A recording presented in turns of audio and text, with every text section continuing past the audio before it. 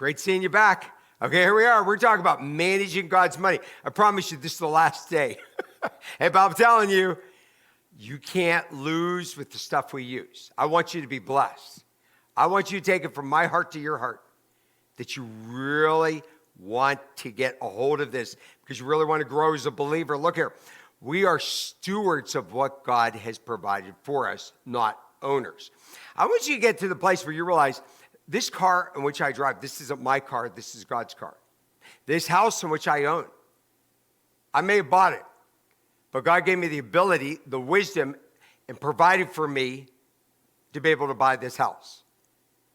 All the money I have in the bank, everything I have in my 401k, everything I have, it is all the Lord's. And I'm just a steward. He's the owner. I'm not the owner. Look here in Psalms 24, verse 1. Bible's real clear. It says, the earth is the Lord's and the fullness thereof, the world and those who dwell therein. Do you hear that? Everything that's in this world, all the gold and the silver and Hawaii and all the mountains, all the money, all the people, it's all God's. They're all God's. Now some people walk away from him. They never trusted him. But God wants him to be a part of his family, and it's really sad. But he owns everything. Look here. God doesn't need us to give him our money. He owns everything. Tithing is God's way to grow Christians. You say, well, how does it grow us? Well, the first thing it does is it breaks greed and selfishness. So first when you start to give, and if you're just getting started, what you're going to find, you're like, oh, it's kind of rough. I really want to do it. I'm kind of scared. Wow, that's a lot. And okay, and you start somewhere. If you can't, let's say you're a financial mess, start somewhere. What you think is little is big to God as long as it's consistent. Get an automatic giving. Okay, so once you do that, then all of a sudden you want to do more, and God opens the door, and he'll make your car last longer. He'll keep the washing machine going. I'm telling you. Just doors, his favor will start to come upon. And you just trust him, and you just keep going up where you know you should be.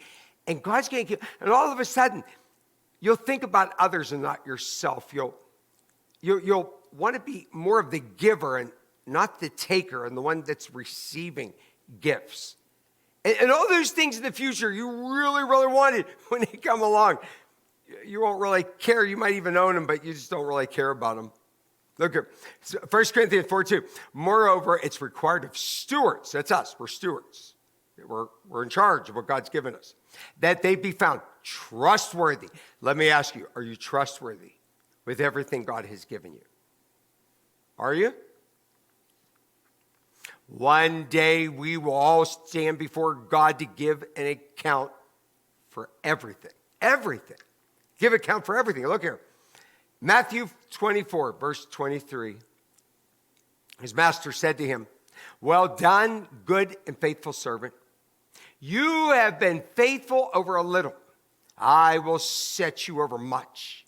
Enter into the joy of your master. Wow. Listen, I'm telling you, this scene's going to happen. You're going to stand there. You're going to stand there, and I'm going to stand there, and we're going to stand before God. This is really going to happen. It is known as the judgment seat of Christ.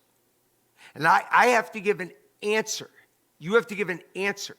What did I do with everything that God gave unto me? How's that going to go for you?